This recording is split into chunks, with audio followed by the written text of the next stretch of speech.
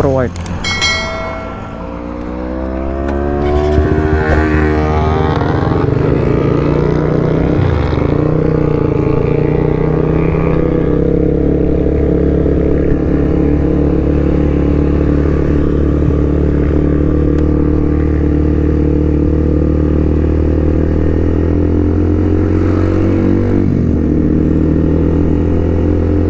Aduh, tes 1 2 3.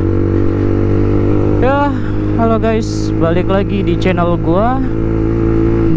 Apa kabar kalian semua? Semoga kabar kalian baik-baik saja. Udah lama sekali ya gua nggak bikin vlog. Udah sekitar 1 minggu gua absen nggak bikin video karena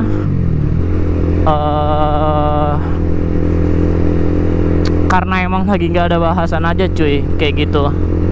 Selain itu juga akhir-akhir ini karena banyak liburnya, jadi gue jadi lebih sering pulang malam gitu ya, biar nggak ngambil lembur di hari libur gitu. Jadi buat ngambil bikin video itu rasanya kayak udah males aja gitu. Jadi nggak sempet bikin video. Langitnya bagus banget ya, warnanya ungu gitu. Cuma emang spot jalannya ini nggak ke arah barat, jadi nggak bisa ngelihat langitnya gitu. Ya jadi pokoknya gitu guys. Kesibukan di minggu-minggu ini tuh agak sedikit banyak ya kerjaannya, karena harus pulang malam. Soalnya biar nggak lembur di hari libur lah kayak gitu. Ya namanya juga hidup ya, jadi harus dinikmatin aja gitu cuy.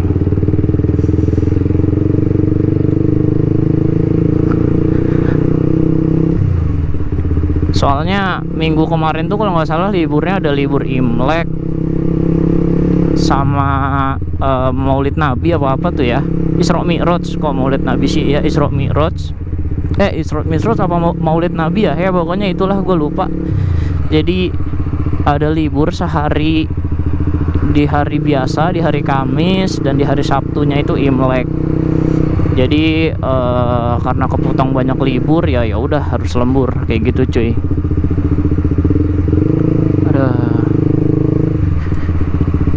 Dan ini juga udah masuk di minggu-minggu pemilu ya. Ini udah masa tenang sih harusnya, udah di tanggal 13, karena besok itu gue libur lagi. Jadi ya udah nih, sekalian pulang kerja gue sempetin bikin video lah buat hari besok kayak gitu. Ya, di video kali ini gue mau ngelanjutin tentang pembahasan yang kemarin, tentang motor gua CBR 150, tentang apa aja kayak kekurangannya yang gua alami selama ini, atau penyakit apa aja sih yang dialami motor ini selama gua pakai 7 tahun ya kalau nggak salah, dari 2014 kelamaan, 2017 18 19 20 21 22 23 24, ya 7 tahun.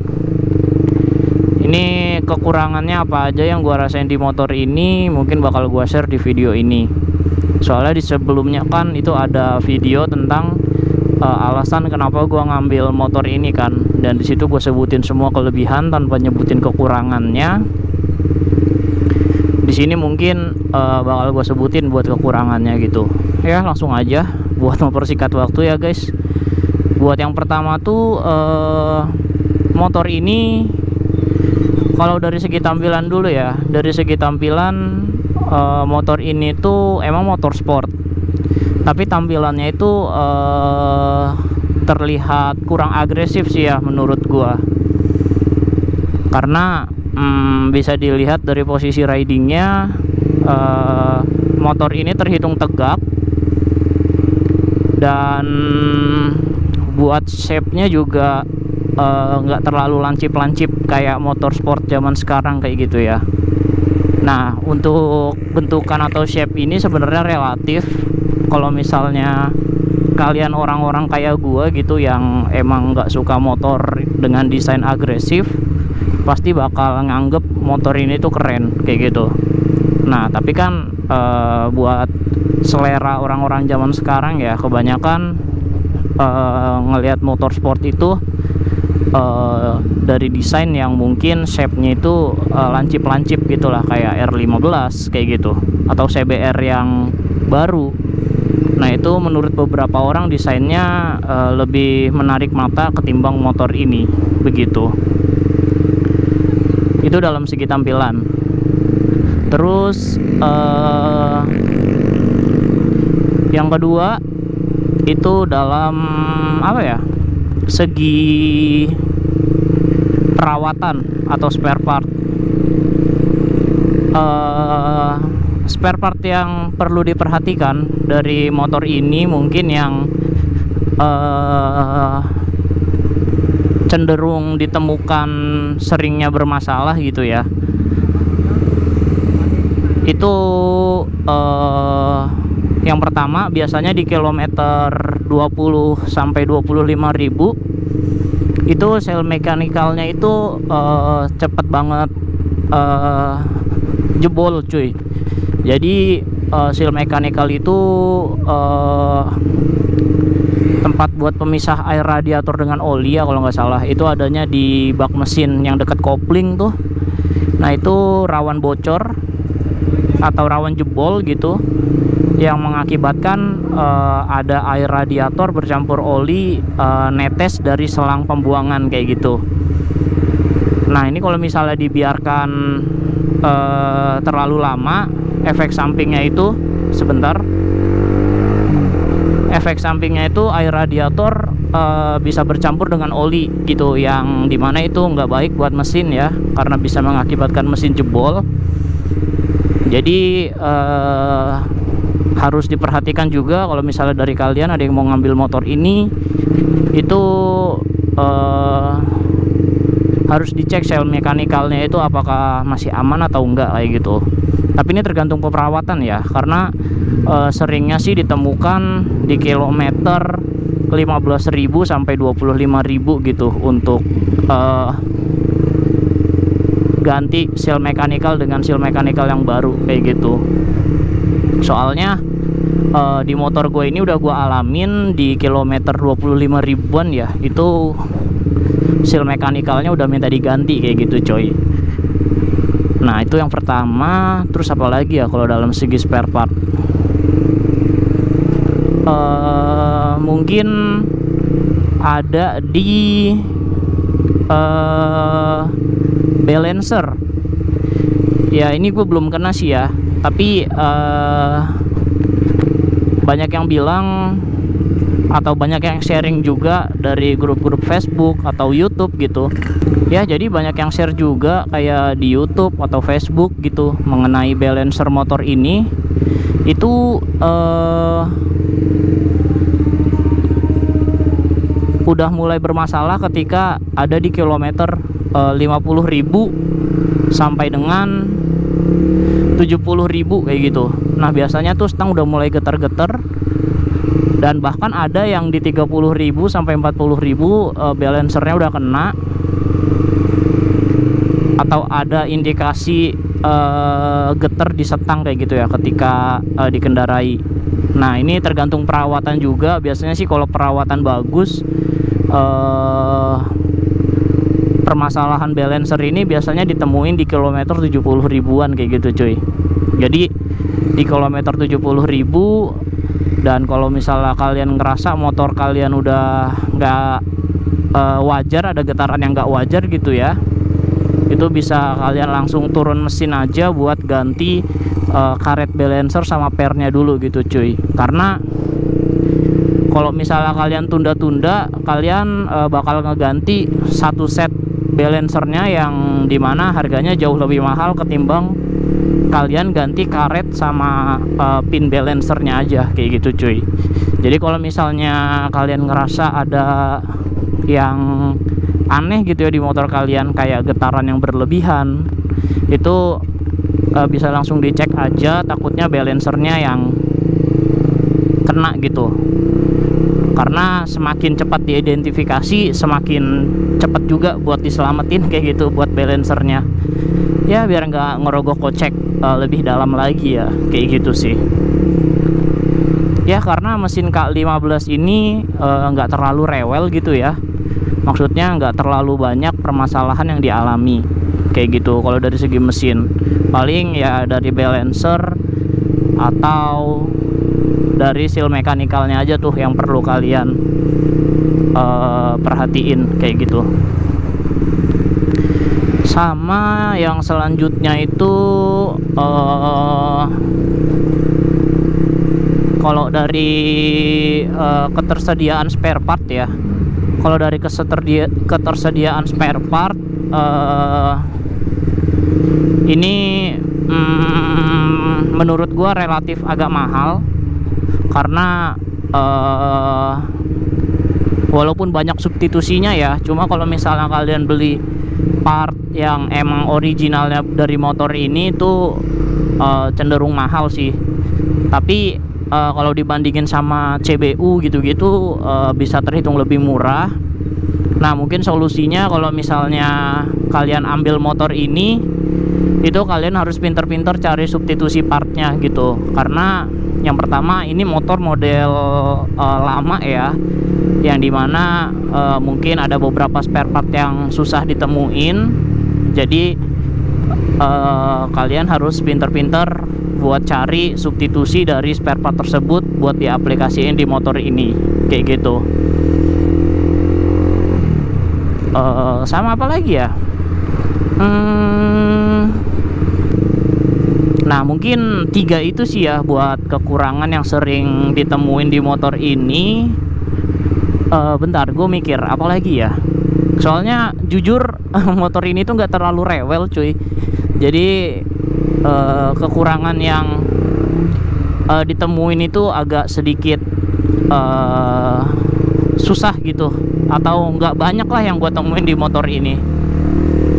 Oh mungkin ini sih yang terakhir, itu balik lagi ke sisi mesin.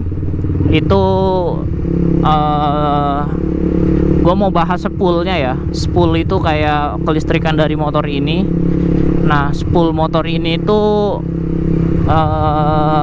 kalau misalnya kalian nggak rutin ganti oli atau ada modif kelistrikan yang mungkin nggak diperhitungkan gitu, nah itu rawan gosong.